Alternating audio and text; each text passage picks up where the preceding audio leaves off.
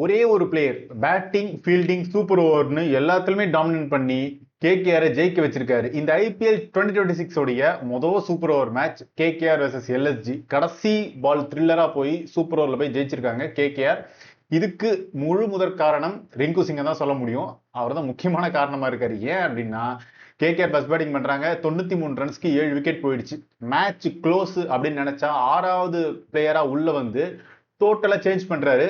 கடைசி ஓவர்ல மட்டுமே 4 சிக்ஸ், 155 ரன்ஸ் அடிக்கிறாங்க கேகேஆர். இதை சேஸ் பண்ணும்போது எல்எஸ்ஜில ஐடன் மார்க்கரம், ரிஷப் பண்ட், ஆயுஷ் பதோடின்னு விளையாடினாங்க. ஆனா ஸ்ட்ரைக் ரேட் ரொம்ப கம்மியா இருந்தது.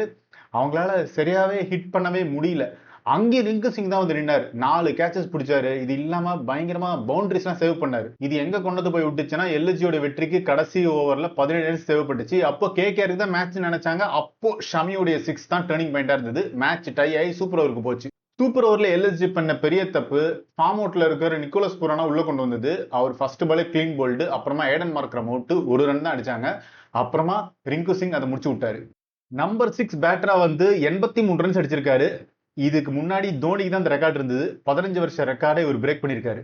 ஸோ ஒன் மேன் ஆர்மியா ரிங்கு சிங் கேகேஆர் உடைய வெற்றிக்கு காரணமாயிட்டாரு. இதை பத்தி உங்க கருத்துக்களை கமெண்ட்ஸ்ல சொல்லுங்க. தொடர்ந்து பேசுவோம்.